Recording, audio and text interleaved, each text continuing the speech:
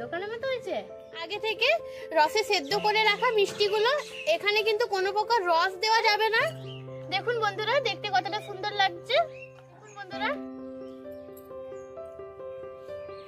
নমস্কার বন্ধুরা, কেমন আছেন সবাই? আশা করছি সকলেই ভালো আছেন। আমি স্নেহা, আমার চ্যানেল ভেজ রেসিপি উইথ স্নেহাতে আবারও একটা নতুন রেসিপিতে আপনাদের সকলকে স্বাগত জানাই। বন্ধুরা, আজ আমি আপনাদের সঙ্গে শেয়ার করব রসমালাই। তাহলে চলুন বন্ধুরা, বাড়িতে থাকা মাত্র কয়েকটা উপকরণ দিয়ে একদম সহজেই কিভাবে আমি রসমালাই তৈরি করি। বন্ধুরা, রসমালাই তৈরি করার জন্য এখানে আমি বেশ কিছুটা পরিমাণে নিয়ে নেব গরুর দুধ। ব্যাস, আমি এতটা পরিমাণে গরুর দুধ নিয়েছি, আর অল্প নেব। এখানে আমি মোটামুটি আপনার ওই 500 থেকে 600 গ্রামের মতো নিয়ে নিয়েছি গরুর দুধ। এরপর এটা আমি ছানা ছাটিয়ে নেব, দুধটা একটু গরম হয়ে যাক। দেখুন বন্ধুরা, দুধটা কিন্তু আমার ফুটে উঠেছে। এরপর আমি ছানা ছিটানোর জন্য ক্যালসিয়াম ল্যাকটেট পাউডার নিয়ে নিয়েছি। এরপর এটা দিয়ে আমি ছানাটা কিন্তু ছিটিয়ে নেব।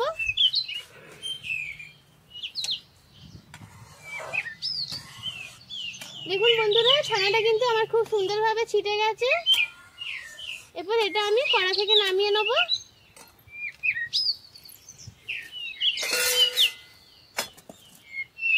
তো দেখুন বন্ধুরা, এরপর আমি এখানে একটা বাটি নিয়ে নিয়েছি, আর এখানে আমি নিয়ে নিয়েছি ছাঁকনি। এরপর এখানে আমি একটু ছানাটা জলটা ঝারিয়ে নেব।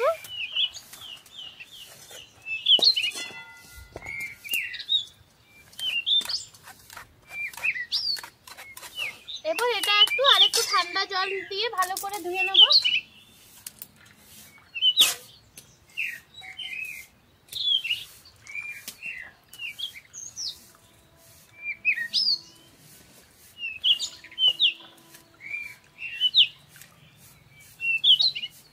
দেখুন বন্ধুরা, আমি ছানা থেকে জলটা কিন্তু বের করে নিয়েছি। এরপর এটা জলটা আমি সরিয়ে এক সাইডে রেখে দেবো।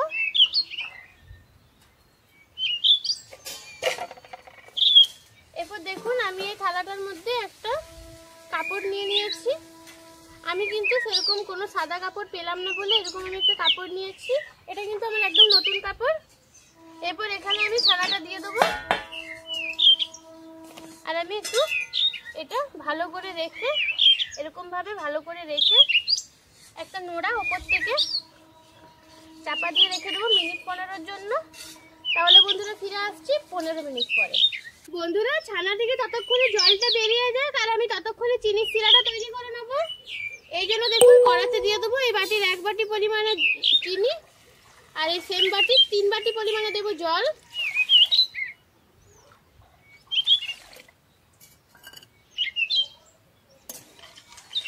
এরপর এই চিনিটার জলটা খুব ভালো করে একটা শিরা তৈরি করে নেব।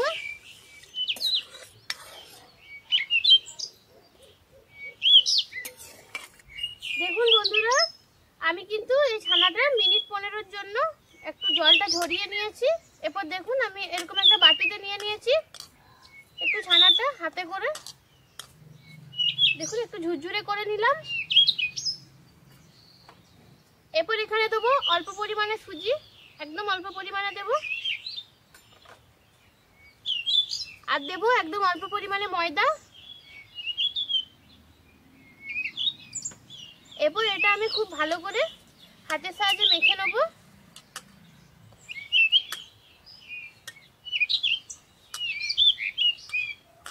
দেখুন বন্ধুরা, ছানাটা কিন্তু আমার খুব সুন্দর করে মেখে নেওয়া হয়ে গেছে। এরপর দেখুন এখান থেকে আমি ছোট ছোট রসমালাইয়ের আকারে শেপ দিয়ে দেবো। এটা কিন্তু একদম ছোট্ট ছোট্ট করে নেবো। দেখুন এরকম করে নিয়ে এরকম গোল গোল করে নেব।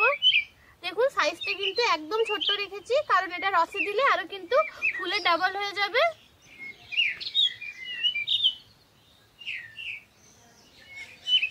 দেখুন এরকম ছোট ছোট করে আমি প্রত্যেকটা রসমালাই তৈরি করে নেব। তাহলে বন্ধুরা সবগুলো তৈরি করে নিই, তারপর ফিরে আসছি। দেখুন বন্ধুরা, আমার সব রসমালাইগুলো কিন্তু আমি একদম রসমালাইয়ের আকারে শেপ দিয়ে দিয়েছি। এরপর চলুন তাহলে রসে এইগুলো দিয়ে দিই। দেখুন বন্ধুরা, রসটা কিন্তু আমার একদম ফুটে উঠেছে, মানে চিনির শিরাটা। এরপর দেখুন আগে থেকে তৈরি করা ছোট ছোট রসমালাইগুলো আমি রসে দিয়ে দেবো। এগুলো রসে দিয়ে মানে মিনিট 10-15 জন্য আমি রাখবো। রসে দিয়ে এরকম দেখুন মিনিট 10 জন্য আমি এগুলো ফুটিয়ে নেব। দেখুন বন্ধুরা, এই রসমালাইয়ের এই মিষ্টিগুলো কিন্তু আমার খুব সুন্দরভাবে হয়ে গেছে। দেখুন এগুলো কিন্তু ফুলে ডবল হয়ে গেছে। এরপর আমি এটা নামিয়ে নেব। বন্ধুরা, এরপর আমি মালাইয়ের জন্য মালাইটা তৈরি করে নেব। দেখুন এই জন্য কড়াতে আমি দিয়ে দেবো বেশ কিছুটা পরিমাণে দুধ।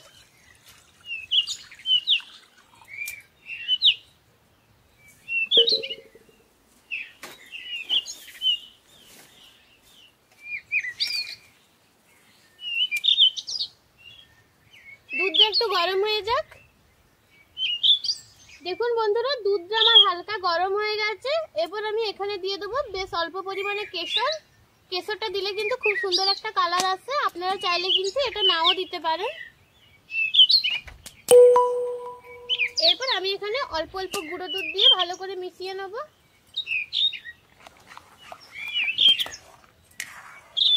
বন্ধুরা, তাহলে একটু দুধটা আমি আর একটুক্ষণের জন্য জাল দিয়ে দেবো।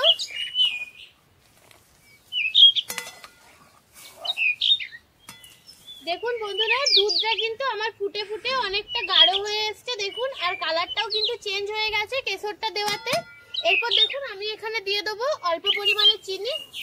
আপনারা যে যেমন চিনি খান মানে মিষ্টিটা খান সেই অনুপাতে চিনি দেবেন। আমি এখানে অল্প পরিমাণে দিয়ে দিলাম চিনি। আর দেবো অল্প পরিমাণে থেতো করা এলাচ। আপনারা চাইলে কিন্তু এলাচটা একদম গুঁড়ো করেও দিতে পারেন। এলাচটা কিন্তু অতি অবশ্যই দেবেন, এতে কিন্তু টেস্ট খুব ভালো হয়।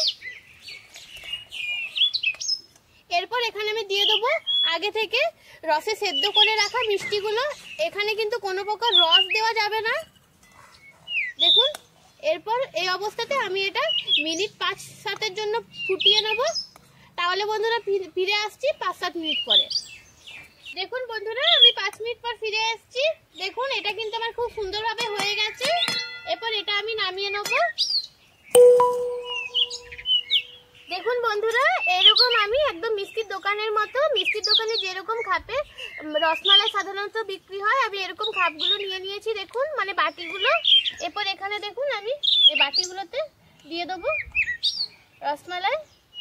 দেখুন বন্ধুরা, দেখতে কতটা সুন্দর লাগছে। দেখুন এগুলো কিন্তু খেতেও খুব ভালো হয়। দেখুন বন্ধুরা, তাহলে বন্ধুরা এরপর আপনাদেরকে টেস্ট করে জানাবো কেমন হয়েছে খেতে। দেখুন বন্ধুরা, আমার রসমালাইগুলো কিন্তু খুব সুন্দরভাবে তৈরি করা হয়ে গেছে। তার মধ্যে আমি কিন্তু বাবুকে একটা বাটিতে দিয়ে দিয়েছি। এবার ও আপনাদেরকে খেয়ে জানাবে কেমন হয়েছে।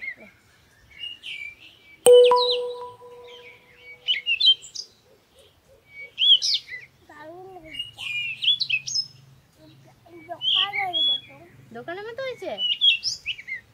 বন্ধুরা, আমি যেভাবে তৈরি করে দেখিয়েছি একদম সেম ভাবে আপনারাও তৈরি করে দেখবেন। আশা করি আপনাদেরও খুব ভালো লাগবে। তাহলে বন্ধুরা আজকে এই পর্যন্তই। দেখা হচ্ছে পরবর্তী কোনো একটা রেসিপির সঙ্গে। ততক্ষণ পর্যন্ত ভালো থাকুন, সুস্থ থাকুন।